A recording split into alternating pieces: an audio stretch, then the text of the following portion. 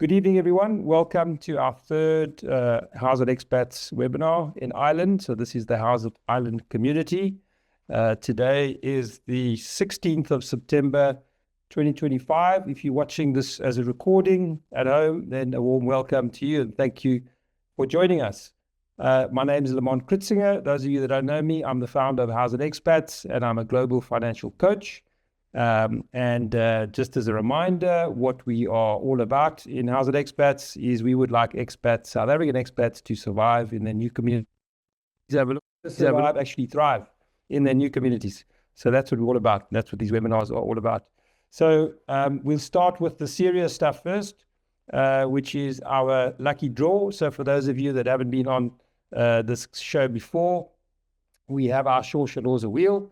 We have 8 segments over there and we have 8 prizes, and they range from mystery prizes to Howzit Expats membership to advertising packages, and there's a real great combination prize number 8 there, which was actually last month.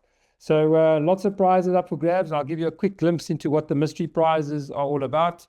Thank you very much to our sponsors. We have Colleen Quist from Johannesburg, who's a life coach. We have Tax Key, we will hear about a little bit later. Mairead Hennessy, there's a tax consultation. Dublin walking tour, 3 hours for a group of 5. That's actually worth a lot of money. That's from Garvin Rush, the head of Dublin tour guide. And then we have in advance, in fact, it's just happened for those of you that have been to the South African gathering out in Strat Valley this last weekend. There's a family ticket already available for next year. So, and then Biltong and Dry Balls from Uncle Bok, and then a €100 voucher from the Horse and Hound, which is in Delgany. And you'll hear more about Kevin Moose from Kevin Moose a little bit later. All right, so those are the mystery prizes. How it works is if you win a mystery prize, you can choose one of those prizes. All right. So this is how the lucky draw works quickly. Just to let you know, you've got to have your fingers on the button and you've got to type something in the chat. All right. And the first one in the chat is number 1. The second one is number 2. Third is number 3. And so we go down. All right. And those will be the numbers we use at the end. So are you ready? You've got to type in what's going to come up on the screen in the next second. 3, 2, 1. Sorry. All Blacks. If you can type that in the chat. All right. Sorry, All Blacks. So we're not really sorry for the All Blacks. It was a great game and a great drumming this weekend. But if you can type that, we will get the names in the chat. All right, so moving along, just a quick reminder what we're all about in the Howzit Island community. We have a great website. If you have a look at it, howzitisland.ie. We focused on the South Africans in Ireland. That's sort of just a glimpse of the front page, the home page. We always advertise our next webinar. So tomorrow it will change to the 14th of October, which is the one after today. And we focus very much on events and webinars and community functions and where the communities are in Ireland. So you can have a look at the community page. We want to advertise businesses, specifically the South African businesses as well in Ireland, and support them. So there's lots happening in our website. You can go and have a look at that. And then you'll also see there's a business directory. There's some free advertising space for advertisers. You can have more advertising space. And if you want to be on the front page and home page, there's a lot of packages available for you. You can kind of look at that. That's sort of what it can look like. And we've got this geo directory in place as well. So you can see on the maps where everybody is, including all the communities. All right. I just wanted to give you a glimpse of that. That's where the events are stored in our website. All right. There you can see the South African gathering actually on the right. That's just happened the 13th of September. And then lastly, but not least, we also make space for people that want to talk to our expat community through thought leadership packages, whether that's talking in these webinars or articles and podcasts, etc. Okay, and then membership. We have memberships available for our communities. You can have a look at that. Lots of benefits to be a member of the Howzit Expats community. So let's get on to the business for this evening, which is the monthly community webinar. Just as a reminder, we have a standardized agenda. It's roughly about 60 minutes, no longer than that. And we always have 2 financial well-being topics. We have some anchor topics, and we have some 60-second partner news adverts as well. So the financial well-being topics for tonight are the first slide in the middle there. 7 key differences between South Africa and Ireland when buying a house in Ireland. And the second topic is, do insurance policies in South Africa pay out overseas or not? So I'll actually be presenting those 2 topics this evening. And just as a reminder on the left there, as a member, you have the opportunity to ask the expert questions on these topics up to and including 10 days before we have the webinar. That's all on our website. You can go and have a look at that. And every month you have the opportunity to ask any questions on the topics that are going to be spoken about at the next webinar. These are our anchor topics. Every month we have top tax tips, triple T.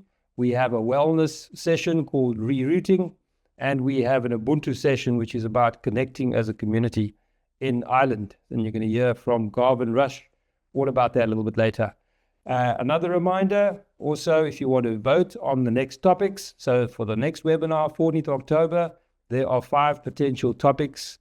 Go and see if any of that interests you. The ones with the highest votes are the topics that we will present on. All right, so you actually are able to decide what we will talk about next. There's stuff on mortgages, pensions, transferring funds, inheritances, and state pensions. Okay, so let's get on to the agenda of the evening. There you can see the first financial well-being topic. Probably won't be 15 minutes, a little bit shorter than that, I think. And then we'll have the top tax tips. We'll hear from Kevin Moose at the Horse and Hound.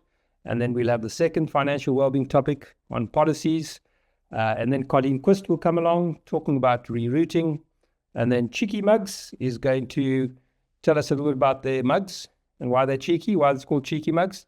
And then we'll end off with the Ubuntu session. All right, so we've got a lot of presenters. Just to say, we are in transition. In fact, in these webinars, we will be moving to pre-recorded webinars and then publish them. So tonight's session is live, and we have a mixture of recorded sessions and speakers and live speakers. But for October, we plan to move to completely pre-recorded. We know it's always difficult to actually come to these webinars. Depends on what's happening at home and how the day's been and the time of day, and also the time differences between South Africa and Ireland, which is about to get a little bit larger, I think, in October. All right, so let's kick off with the first topic for tonight. So if you are in the housing market, which is a very sensitive topic in Ireland, as we all know, for those that haven't been to Ireland, those on their way, one of the biggest challenges is accommodation in Ireland. I think the government's trying to build about 65,000 houses per year, and I think they're only getting about 35 or 40,000, so there's a big shortage, and there's always demand for property. Besides the demand for property, one of the challenges actually is just a different process coming from South Africa. So if you are looking at buying a house and wanting to understand the process, this session is for you. So first, just to say that buying a house is one of the most stressful, is said to be one of the most stressful life events outside of death of a spouse or divorce or separation or losing a child or all those sort of things. Buying a house is actually very, very, very stressful. So I've actually bought 3 houses in South Africa in my life, and I've bought 2 in Ireland, and they probably all have been relatively stressful.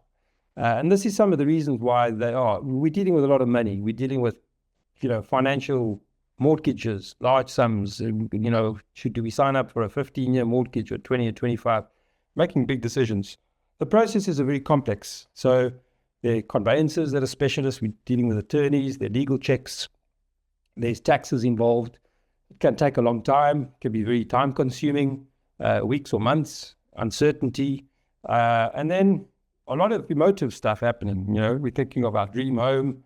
It's a major lifestyle milestone. And then things can also go wrong, and unexpected things can happen along the way. Discovering problems or not getting the house that we wanted, etc. So I have a bit of bad news for you this evening. It is actually more stressful in Ireland. And that's one of the reasons we've chosen this as a topic. It is a very important topic. And through education, through information, you can actually be prepared and actually make plans to negate some of these stresses. So I'm going to take you through the 7 main themes that, in my view, I think are really important to be aware of. So there you can see the South African column and the Irish column. And I'm going to take you through the different roles. When is a property really sold in South Africa versus Ireland? What do the costs look like? This whole notion of subject to sales, buying a house subject to something happening, deposits, occupational interest, compliance and certificates, and the notion of footstrits, which we know in South Africa. So also just to mention, my first job in my life, I actually was a conveyancer myself in South Africa. So I did quite a few transfers. So I've got a bit of experience in this area too. So I'll use some of that to share some insights with you as well. So let's start with the first difference, which is roles. So we'll go through them one by one. So in South Africa, when you want to sell your house, generally you appoint a state agent. There are a lot of mechanisms to sell a house yourself as well, and sort of DIY website these days too. But a lot of people appoint a state agent, and the role of the state agent is to manage the advertising, to manage the sale, actually, to get a buyer through the offer to purchase. The other role is the conveyancer in South Africa. There's one conveyancer in South Africa appointed by the seller. And then there are plumbers and electricians and all those people that come and give you certificates. And there's a bank valuer, normally, if there's a mortgage involved. All right, so those are sort of the main role players in South Africa when buying a house or selling a house. In Ireland, there's also an estate agent, normally. Very importantly, they manage the advertising as well, and they manage a verbal sale. They actually don't manage the sale. They manage a verbal sale only. We're going to talk about that a bit later. And there are actually two conveyancers in Ireland. The purchaser and the seller both have to appoint their own conveyancer. Very, very different to South Africa. We'll come back to that. And there's also a bank valuer, as there is in South Africa, if there's a mortgage. So important just to understand the difference in roles. Just to mention a few other things, like conveyancer, as an example, in South Africa is a specifically qualified attorney. They write very specific exams. They're actually quite tough, generally a bit harder than the attorney exams, the legal exams. The solicitors in Ireland can all do conveyancing. There's no specific to qualify you as a conveyancer. They do property examinations, etc., to upskill themselves, but you can actually be a conveyancer if you're a solicitor in Ireland. All right, so just on the roles. So let's talk about when is a property sold, because that's what we're trying to do, right? As the seller, we're trying to sell the property, sell the house, and we're trying to buy the house. So in South Africa, very importantly, if somebody's interested in your house, the estate agent will take an offer to purchase to the buyer. And normally it'll say offer to purchase, which incorporates a deed of sale. Because an offer is, once accepted, a contract. And once accepted in property terminology, it becomes a deed of sale. It becomes the record of sale. And thereafter, when it progresses, you end up with the conveyancer's office, going to the office and signing all the documentation. And then when that's done, it actually gets lodged in the deeds office and it gets registered. The transaction gets registered, okay, with title deeds and documents like that. All right, so that's the process in South Africa. So when have you sold your house in South Africa? You sold your house in South Africa when you have a deed of sale that is complete and valid. All right, that's essentially when you sold your house. In Ireland, and this took me quite a bit of time to get used to too, especially when you drive through the suburbs and you see all these different boards up. And the first one that will normally pop up says for sale, okay? And then a few months later, and it can take a while, or it depends, could be quite quick, it says sale agreed. Now, sale agreed is a verbal agreement. Somebody has looked at your house and has said they like the house, they're happy with the price, they'll buy the house, okay? Nothing gets signed. Absolutely nothing gets signed. You can agree on more or less dates, but you don't sign an agreement to say, you just have it verbally, all right? And thereafter, it goes to a process which they call contracts. Okay, they call it a contract by the conveyancers. So remember I said there are two conveyancers. So between the conveyancers, they actually exchange documentation and contracts until they are happy that that's finalized. And then again, you go to the seller and the purchaser goes to their conveyancers and gets all that signed. And then the attorneys, the conveyancers, agree on a date which they call closing in Ireland. Okay, so closing is like registration in South Africa, but closing is a lot looser than registration in South Africa. Registration in South Africa, normally the conveyancer would agree that on this and this date, they're going to lodge it at the deeds office and it will be registered. If the paperwork, documentation's in order and the finances in order, it will get registered. In Ireland, it's a lot more sort of between two conveyancers agreeing when they're ready. And the one might be ready and the one might not be ready. Very important. In fact, this happens very often in my experience. All right, so that's when it's sold. So next time you go past a house and it says sale agreed, it actually means very little. Very, very little. It doesn't mean you've got a sale. People can still market it. Somebody else can come along. You think you got the house, you don't have the house. And one of the challenges there actually is the timing of when contracts are finalized in Ireland can be up to like a week or two before closing. So right up to the end, just before you're about to move in, you only have a final contract. In South Africa, you've got a final contract, a legally binding contract way before that. All right, very, very important section that to understand. Costs. Now, some of the costs in South Africa, transfer duty is the tax, the government tax on buying a house. There's conveyancer costs, their fees, which is related to the transfer. If there's a mortgage, relating to the mortgage. If there's a mortgage cancellation, relating to the cancellation of the bond. We call it bond cancellation. Very, very similar in Ireland, except they don't call it transfer duty, they call it stamp duty. So not much different there, but there's a huge difference in the quantum of the cost. So I've just added a quick slide here, and I've just used today's exchange rate. So if you which is 20 Rand 50 to the euro today. So let's take a property worth 400,000 in Ireland. Now with exchange rate, that's a property worth 8.2 million, just to compare, right? You can use any numbers. If you do the sums in terms of transfer duty, South Africa, it's just short of 700,000 Rand. In Ireland, it's 1%, it's 4,000 Rand. It's actually 1% up to a million. So this is under a million, it's 400,000, it's 1%. So massive difference in costs, in tax, when you buy a house in Ireland versus South Africa. It's a lot less in Ireland. And then you've got to add conveyancer fees, okay? Just remember in South Africa, the conveyancing fees are for the account of the purchaser.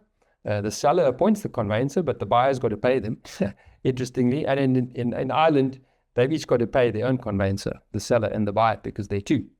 And then the estate agents, interesting, the fees can range quite a bit. In South Africa, 2.5 to 5, I think, is sort of the most prevalent range, probably closer to the 2.5 now. And then in Ireland, it's quite a bit lower, 1 to 1.5 in my experience. Can be probably a bit higher, but that's sort of the range. And then rates and taxes. There's no concept of rates and taxes in Ireland. It's called local property tax.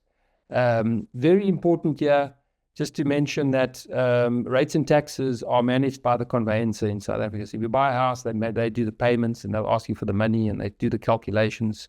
All that's got to be managed by the seller in Ireland. All right. So if you're selling a house in Ireland, make sure your rates and taxes are up to date. The conveyancer is not going to do that for you at all. And then lastly, at the bottom there, compulsory in South Africa, plumber, electrician, all those borer beetle, all those kind of certificates. It's got to be done for every sale. It's standard practice. It's actually not practice in Ireland at all.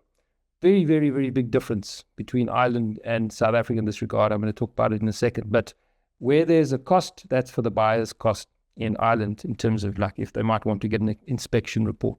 All right, long story short, the summary of costs, it's actually quite a lot cheaper to buy a house in Ireland in terms of cost, percentage of cost of the property wise. All right, on to subject to sales. Now, this happens quite a lot in South Africa. You sell your house, okay, and you buy another house, but you bought the other house subject to the sale of your current house, okay, and that goes in the offer to purchase, the deed of sale. It says, I'm buying this house, but I'm buying it subject to the sale of my other house. You can even say what the price of the other house must be sold for so that you've got enough money to buy the new house. You can say the date, you can put whatever you like, it's a contract. That's not really a legal upfront legal clause, which is prevalent in Ireland. So the whole notion of suspensive sales is actually a little bit of a foreign concept in Ireland. It's more managed by different attorneys just trying to collaborate the transactions. But the whole notion of subject to, so I'll give you a very specific example. If I buy a new house, subject to the sale of my current house, and I say it's subject to the sale of that house by the 1st of October, okay? If my current house is not sold the 1st of October, then my sale of my new house falls through, no longer exists, null and void. That doesn't really work and exist in that same way in Ireland. It was quite a strange concept for me to get my head around, but that's the way it works. On to deposit. Now, that can be determined in a deed of sale in South Africa. What's the deposit? The norm in Ireland is 10%, okay? And they often call it a booking deposit. Normally it goes to the estate agent's trust account and not the attorney's trust account. It sits there until closing date. We'll come back to that in a second. Occupational interest. I'm not sure if it's still prevalent, but certainly in my day when I was a conveyancer, you often could buy a house and before registration, because of dates of moving, etc., you could actually take occupation of your new house, although the transfer wasn't registered yet. You just agree, I'll pay you 20,000 Rand a month until the transfer goes through. It's like basically rent. Doesn't really exist in Ireland. The attorneys don't like that. There's too much risk. It does happen in rare occasions, and they get you to sign sort of a risk assumption document, but not really practice. And then lastly, compliance certificates and foot stewards, very important. If you're in the property market, very, very important. In South Africa, there's a clause, there's a principle in law called foot stewards. Foot stewards is not just for houses. It can be if you sell a car on Gumtree. Foot stewards means you're buying something just as it stands. As you see it and as it stands, that's what you're buying, okay? There are no guarantees, there are no warranties, that's what you got. However, there's one very important principle in South African law, which is if you know that there's a defect in something. In other words, let's say I'm selling you a stove, but I know the stove will never work because it's never worked and my friend said it just can't work. It'll never switch on. I can't sell you a stove as a stove if I know it'll never work. I've got to tell you, actually, you know what, this thing's not going to work. So you can't lie about a known defect. In Ireland, it's absolutely the opposite. It's buyer beware. You don't have to say anything about anything that you know, okay? So it doesn't mean you're lying. It just means you can keep quiet. And that's why in Ireland, you get often in a property transaction, you get the buyer going at their own cost to get all these inspection reports for people to come and just check, is this thing okay? Is this house going to fall over? Is it all right? All right, very important principle. So that's a little whistle-stop tour, 7 areas of difference. If you are in the property market, I'm ending off with just some tips for you, 3 top property buying and selling tips. Let's start for sellers if you are.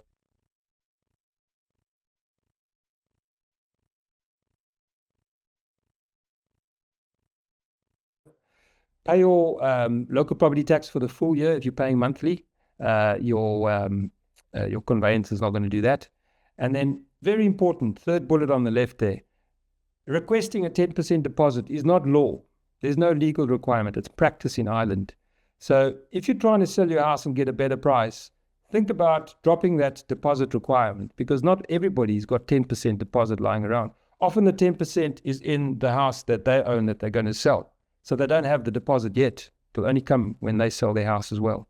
All right, so there's a couple of things to think about. For buyers, check what is included and not included when you buy a house. Fixtures and fittings does not have the same meaning in Ireland as in South Africa. You walk through a house and think, oh, this will certainly come with it. Doesn't work that way. They'll take the lights potentially and everything else. So just be wary.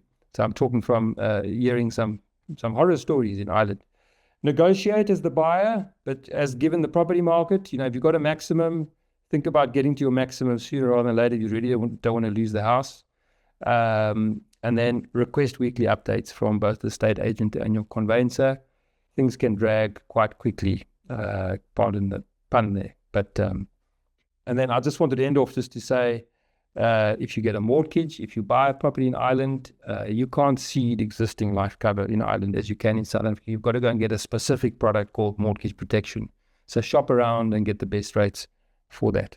All right, so I hope that was useful. You're welcome to pose any questions to me afterwards, or you pop a mail to me if anybody's in the property market looking at a house, buying or selling. I'm very happy to help you all. All right, so let's move on with our agenda. So that was a little bit longer than we normally spend, but the other topic's going to be quite short. Okay, so we'll just make up the time. So this is one of our recorded sessions for this evening. Mairead Hennessy, she's our top tax tips partner for Howzit Expats in Ireland. And I have a little video clip that I'm going to play to you now for this month. Hi there, it's Mairead Hennessy here from Tax Key again. I just thought I would talk to you today about your obligations from an Irish tax perspective if you were a tax resident in Ireland in 2024, given the time of year you need to be thinking about it. So basically, if you were resident in Ireland in 2024, that means you spent at least 183 days here during 2024, or you spent 280 days in Ireland between 2024 and 2023. And most South Africans, I imagine, coming to Ireland, while they might be resident in Ireland, they won't be domiciled in Ireland. So that broadly means that you're going to be taxed in Ireland on your Irish source income. So obviously in Irish employment, that's going to be taxed in Ireland. That will go through your employer's payroll. But other Irish income, say for example, Irish rental income, or indeed if you have foreign income that you send into Ireland. And if you are claiming that remittance basis, the remittances can be quite broad. So just to be sure, if you think you may be in that area where you have income from overseas that you think you may have remitted, you just need to be clear and to get advice. For the year you arrive in Ireland, the split year relief is available for your employment income only. So that means that you're regarded as being tax resident from the date of arrival.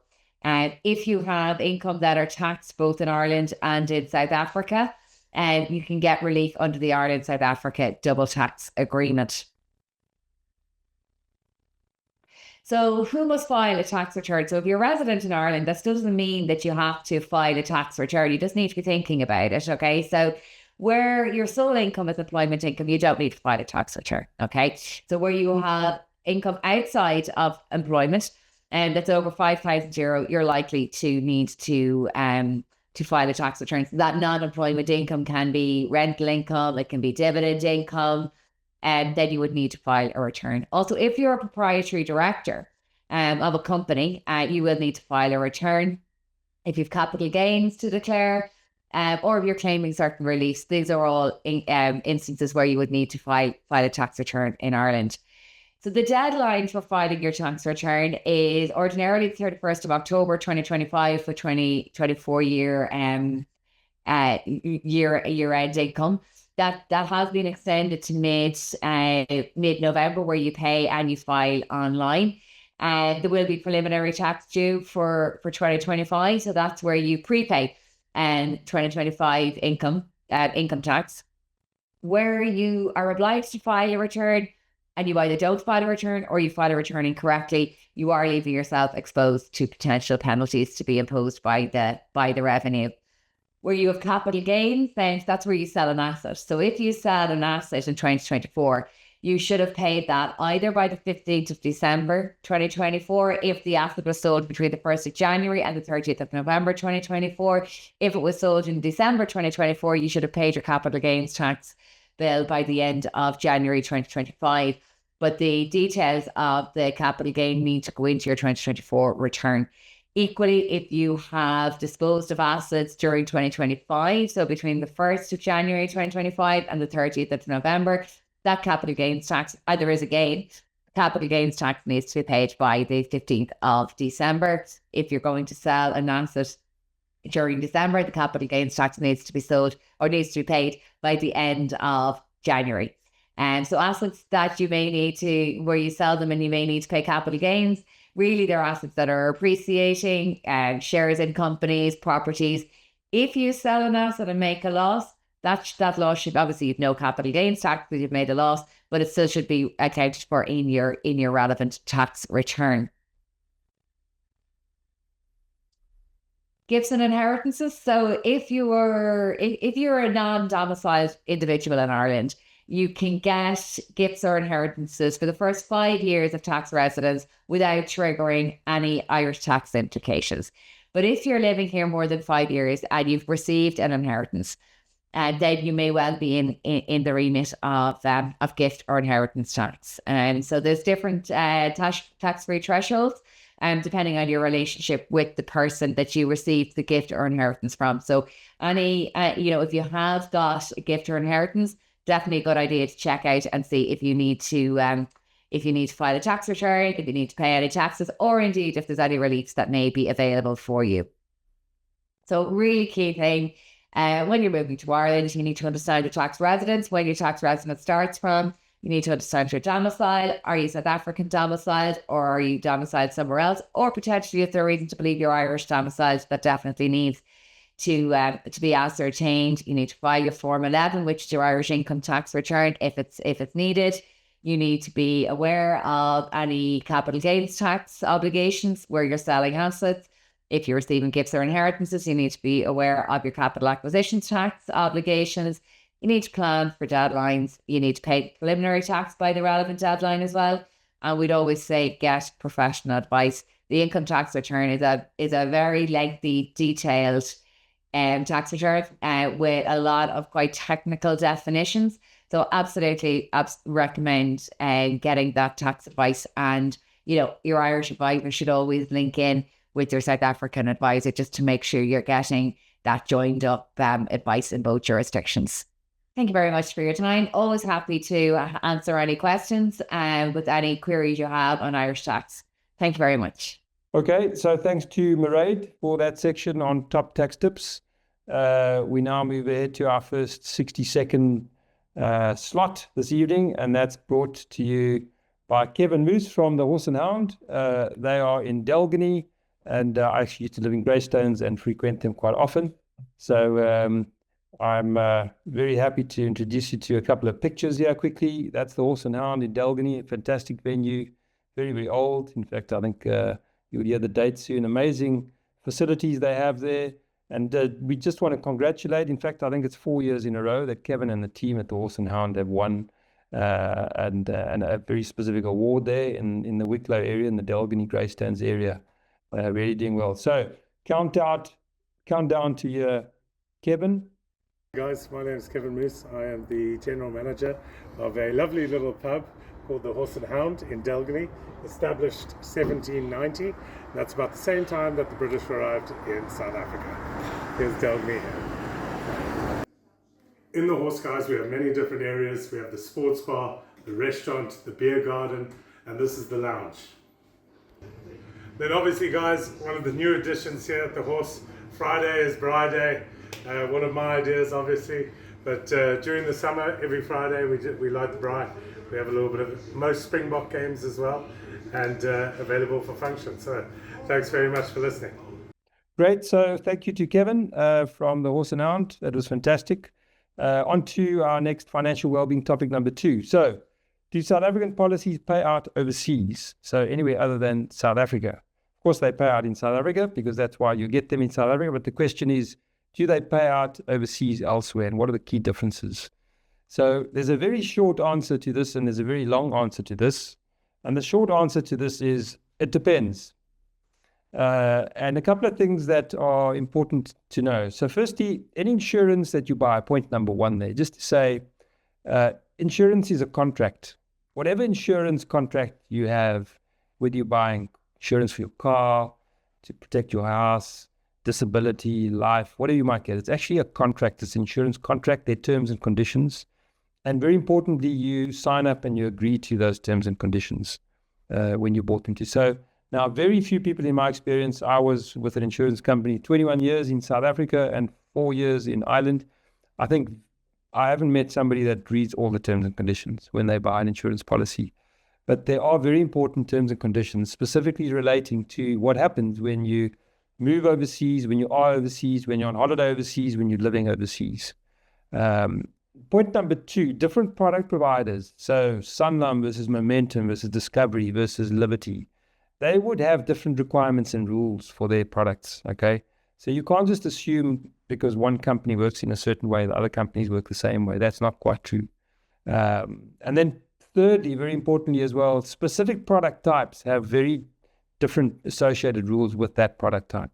Okay, so their general principles. Let's take life insurance. There are general life insurance principles relating to people that move overseas that are similar because it's life insurance. Or income disability. If you're getting income disability, if you're getting a disability payment, there'll be general rules that are probably similar for those kind of products. But still, you've got to get back to point number one, which is insurance is a contract with terms and conditions, which you agree to. So it's important to look at those terms and conditions. So a couple of things to think about. You might need to be resident in South Africa for a certain product for it to pay out. Okay, that's a possibility. It depends on the kind of product you have, the kind of insurance it is. Okay, and yeah, when I say insurance, I'm talking all types of insurance. Okay, insurance on your car, property and casualty on your house, medical insurance, life insurance, disability, dread disease, severe illness, gap cover, all sorts of things. Okay, you might have to inform your insurer in writing. Okay, if you are no longer a resident in South Africa, or you're not going to be a resident. Okay, that generally is the case. If your policy is still applicable whilst you're overseas, and a lot of them are, you must be comfortable with the payout process, the claims process, if there's a claim or a payout at some point in that specific insurance policy. Things like death certificate requirements are quite different in different parts of the world. So very often you need 2 death certificates for life claims, one where you passed away and one in South Africa. Bank account requirements. What's the purpose of insurance? Is to get some payment or benefit at some point. So money needs to be paid. Where does it go to? So generally a bank account's required in South Africa for payments. So their bank account. There's exchange control provisions when the money goes from South Africa overseas that you've got to think about, and exchange rates. And then the area of tax and annual allowances, what you're allowed to take out, and tax clearances, and double taxation agreements, which there are between Ireland and South Africa, by the way, and where you are tax residency. So a lot going on there. And sometimes there actually are product providers that have product conversion options. So you've got a product, and if you go overseas, you can convert it to be covered overseas. All right, so the very short answer is it depends. And the long answer is you've actually got to look at the terms and conditions. So that's the gist of the message I wanted to deliver to you, just so that you're aware that actually anything you might still have in South Africa, ensure that it's still correct and in place and covered correctly, and you've met all the requirements, etc., etc. If you're not sure, you need to talk to somebody and find out more. It's really, really important. One thing I haven't mentioned is also some products, as soon as you leave, when you've had tax advantages for those premiums, in South Africa, you might no longer have tax advantages in another country. All right, so that's very important. You're getting a tax deduction on certain. Let's take your retirement annuity in South Africa. You're getting tax deduction retirement annuity. If you've got no more income in South Africa, you can't get a tax deduction because there's no income. So very important to take these things into account. All right, so that was a very short session, just to put that out there and to tell you that it depends. All right, so on to our next session, which is Rerooting. And this is Colleen Quist from Johannesburg. Colleen is a life coach, and she has partnered with us to bring very important messages to expats along the journey of being an expat. If you are thinking about an expat and you're still in the process of moving, or you are living overseas, Ireland, or anywhere else. So over to Colleen. Howzit Expats? I'm Colleen Quist with Rerooting. Rerooting is important because we need to understand that it's not about digging up our old South African roots and having to relocate them and starting again. We can take them with. And so that's why this podcast is called Rerooting. Today I wanted to speak to you about curiosity, about understanding that curiosity is something that can really help you with your new country. So that whole idea of where you're just starting off in the country, or maybe you've been there a while, it's to arrive with openness, or it's to say, right, today we're going to be open about our new country, and to be like a traveler rather than a critic. Often what happens is we compare something that we knew in South Africa with something in our new country, and we decide that different is wrong. And really we need to understand that different is not wrong. So it's important then that we ask, we don't assume. So be curious about why things are done differently. There's often history or culture or practicality behind it. And as I said, remember, different is not wrong. Set yourself like little micro adventures where like each week or each month you go and explore like local food or customs or hidden gems in your neighborhood. Make a point of meeting the locals, hanging out somewhere with them, going to, set yourself a challenge of saying, okay, let's go try some new food every single week or every month. It's also, as I said, those locals hold so much information for you. Go and ask questions, because questions build bridges and relationships. But it's also understanding as well that, it's not about judging. So curiosity is not judgment. Curiosity is, "Oh, okay, how come is it like this?" As opposed to, "Oh, this is like that. Oh no, this is wrong." So yes, curiosity softens culture, because you're also finding that whole culture shock of, "Oh, this is different. Oh no, I'll never integrate here." Yeah. So beware of judgment. So let me ask you, what has surprised you about your new country so far? We'd love to hear. I'd love to hear from you. Howzit Expats would love to hear from you. And where could you lean into curiosity instead of frustration this week? Where could you go and explore and say, hey, let's go on an adventure. Let's go and, imagine that you were actually a tourist in a country. When we tourists in countries, we do go explore. And so I encourage you this week, this month, to lean in, go explore, have curiosity about where you live, whether it's you've just moved in or you've been there a while. Please remember that you are loved, you matter, and you're not alone. And I'll see you all next month. Okay, thank you very much to Colleen. That was fantastic to hear from her again. Thank you, Colleen. Important subject of rerouting. Okay, next is our second 60-second slot.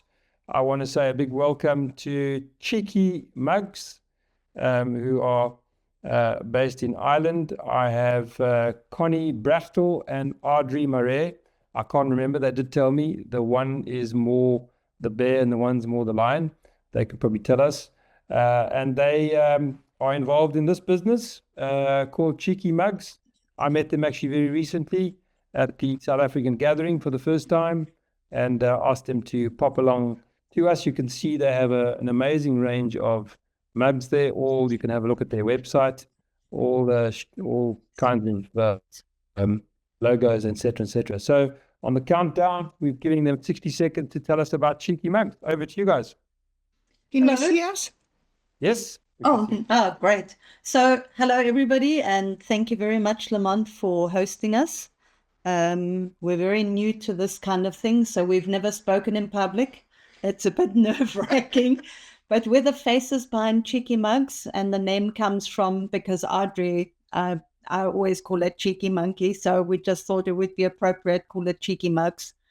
We produce 11-ounce ceramic mugs. We do our own pictures and everything. We've been around for the last 8 months. We are still finding our feet. We're based in Northern Ireland. We have got a second market behind us. We're enjoying it. And we do whatever you want on the mug as well, if you want personalized. Yes, and for every occasion. That's it. That's it, and thank you very much. Excellent. That was very, very good. Thanks to the team from Cheeky Mugs. Yeah, it's a pleasure to have you guys, and all the best with your business. Please support Thank you. Please support Cheeky Mugs in their venture. Okay, thank you to the Cheeky Mug team. That was fantastic. Really nice to have you on our webinar. So our last slot for this evening is our Ubuntu session, and I'd like to welcome Garvin Rush, who will introduce himself again. And he's got a great pre-recorded session for us, just a couple of minutes. Really, really interesting. I really enjoy listening to his sessions. And I think there's a lot for us to learn as South Africans from what he has to say. So over to you, Garvin. Thank you very much. Hi, my name is Garvin. I am the owner of Dublin Tour Guide, and I do private walking tours of Dublin. You can learn more about our tours at dublintourguide.ie. So thanks for joining me on our continued journey to understand the culture of Ireland and indeed how that Irish society evolved to what it is today. So in the next 5 minutes, we're going to look back on some of the things that the English did in Ireland to change Irish society. So, bit of context.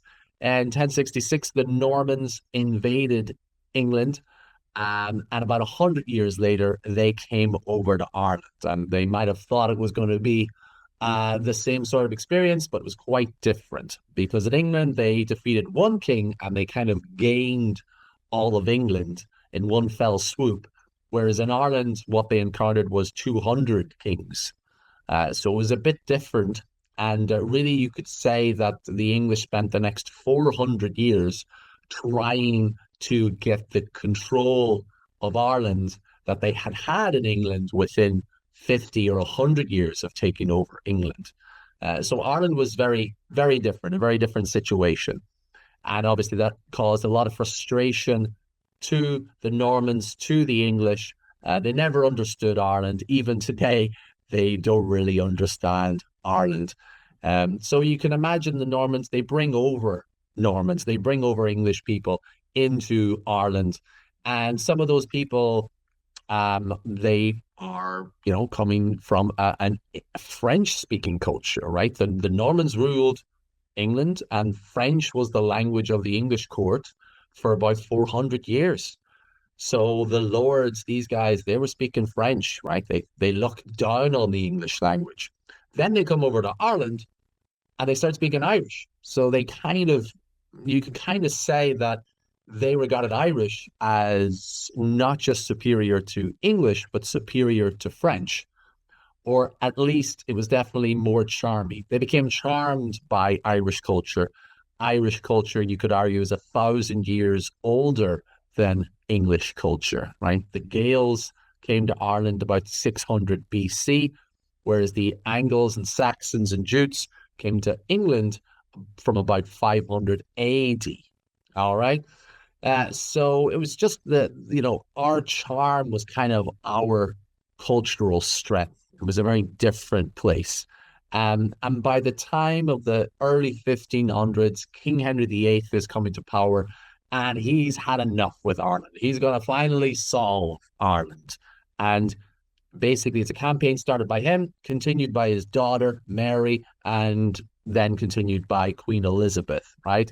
And they want to civilize Ireland. So one way they try to do that is they try to bring over big swaths of people to have sort of a community there that then propagates and expands out from these hubs. So I'll just show you where they started those plantations. So you can see the map of Ireland here. The first plantation was attempted in Laois and Offaly. There's Laois, there's Offaly. It failed. Another one happened in Munster. Also didn't work, but the third time was the charm. The Ulster plantation started roughly about 1610. And we're not going to go into Northern Ireland today. That's a longer topic, but it just shows you kind of what they felt like they had to do to properly get more control of Ireland. So obviously, this brought in people that were trying to make Ireland more civilized, more English, and particularly from the 1500s, the English systematically destroyed and banned various aspects and parts of Irish culture to the point where by the 1800s, by the end of the 1800s, the English language had become the main language of or the most commonly spoken language on the island of Ireland. And we'll talk about the Irish language at a different occasion, but obviously the Irish language and English language are very, very different. So you could see that, the Irish have been, against their will, artificially yet intentionally bent into the shape of an English society. right? We're not supposed to be speaking English, as well as not supposed to be having these elements of English society that we have in terms of the food we eat, the way the government is formed. A lot of these have been brought directly from England and just persist in Ireland. But this shape doesn't suit us. We'd, of course, like to return to what we were, but that was so long ago, and so much has been destroyed, lost, or forgotten that it's not going to happen. Essentially, the Irish, as a society, as a people, you could say, we're in a knot, right? We can't return to our natural shape. So I hope this brief little view into Irish history and Irish culture has been useful. It'll help you in understanding how Irish people work, how they operate, how they think, the mindset. And I look forward to chatting to you again about another aspect of Irish culture and history on the next installment. So for now, thanks very much, and I'll talk to you soon. All right, thank you very much to Garvin. That was fantastic. I did have a little bit of a chuckle there. I met Garvin in person for the first time, actually at the Horse and Hound a couple of months ago at a South African Chamber of Commerce in Ireland event. He's actually a little bit taller than I am, and not many people taller than I am. So I was surprised by that. You can't get that sense online. But Garvin was talking about the food that the Irish eat there versus the English, and he actually tasted eight flavors of Uncle Bock boerewors that evening and enjoyed all of them. So yeah, we're getting the Irish used to some boerewors as well. So fantastic. Thank you, Garvin. Thanks for your input. Good to listen to you. So just to end off a couple of slides and then we do the draw. So just remember, you can become a Howzit Expats member. There's an option of a monthly payment of $9.90 or annually $99, and there are a whole lot of benefits associated with that. So let's get on to our draw. So how it works is we're going to spin the Shorshaloza wheel twice. There are 8 segments. We've got the names in the background here. The administrators have sent them through to me. Thanks for that. And the first draw we do will be to decide who is winning the prize. And then the second draw we do will be which prize out of these 8 here have been won. All right, so that's what we will be doing. Just as a reminder, you had all types, sorry, All Blacks, and there are the mystery prizes. If you do win a mystery prize, you can select one of those mystery prizes. Okay, so let's spin the Shorshaloza wheel for our draw for this evening. We'll do 2 spins. First one to decide on who wins the prize. So let's Shorshaloza, Shorshaloza. That's sweet. That's a ring down. Sleeping bad.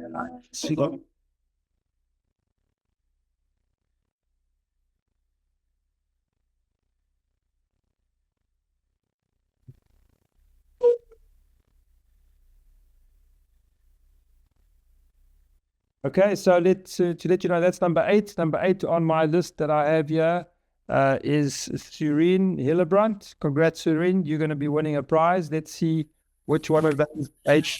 Let's see which of this. I say, check any money. Sure, and that's a shout out of town. You have no request.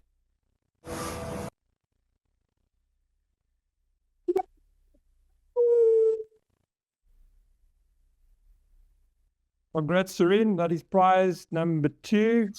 And I don't have the list in front of me now. I think it's a mystery prize. I'll check in a second. But congratulations, Surin. Thank you. Okay, just to end off this webinar, just to let you know, the Howzit Expats team have expanded. We're now in United Kingdom, in fact, tomorrow night. So on the 17th of September, we will have the next webinar, the second webinar for the Howzit United Kingdom community, and we will be going live in Australia quite soon. In fact, the website's built. If you want to have a look at it so long, howzitaustralia.com.au, you can have a look at that, and we will be going live shortly with that. We don't have a video this week for our kids in terms of financial education. We hope to have one next time. If you enjoyed the webinar, please share with your friends and tell your mates. and get more of them to watch. We're quite active on Facebook now. We have a LinkedIn page, and you can follow us on our social media. Just to say, we have some exciting campaigns that we have just launched and are launching. The first one, if you order anything from Uncle Bok as from yesterday, you will be getting this little brochure from Howzit Expats, which tells you a little bit about how great boerewors and biltong and dried wors is for your well-being, and what we do as Howzit Expats. And on the reverse of this brochure, you can find out how to win this amazing cookbook from Ilse van der Merwe. So I'm not going to give it away. You're going to have to order something from Uncle Bok to get that brochure. But anyway, that's a campaign running for a couple of months. And then we have another campaign partnering with Surin, who's actually just won a prize from Cake Sisters. Surin is in the business of also feeding South Africans with amazing things like Cook Sisters and peppermint crisp tart and malva pudding and all the things you can see on the screen there. And if you order anything and if you buy anything in the shops, and you'll start seeing those vouchers quite soon, they're about to reach Surin in the next few days. You actually can get up to £150 of goodies free for Howzit Expat members, 1 for yourself and 2 for some of your friends, right? And the terms and conditions on the back of that. So those are campaigns we've just launched. We've just been at the South African Gathering. It was a great event a couple of days ago. There are lots of prizes we gave away. There you can see what they all were. In fact, there were 8. We had more than 600 spins of the wheel that you've just seen. So people were spinning like crazy, and it was great to see. And they came running along with 3 numbers, 3 5s and 3 7s, etc., whatever they won. So there's some of the winners, as you can see. It was a great day out, and there was some sunshine. So Howzit Expats was there, and we were really happy to be there. So that's the end of our webinar for September for Ireland. I want to thank you all for coming. Just a reminder, next month will be a pre-recorded session, and it will be quite a smooth session because it's pre-recorded with all our inserts. We'll have more great speakers. Thank you for coming. Please tell your friends, and we will see you next time, 14th of October. Thank you, everyone. Cheerio. Bye-bye.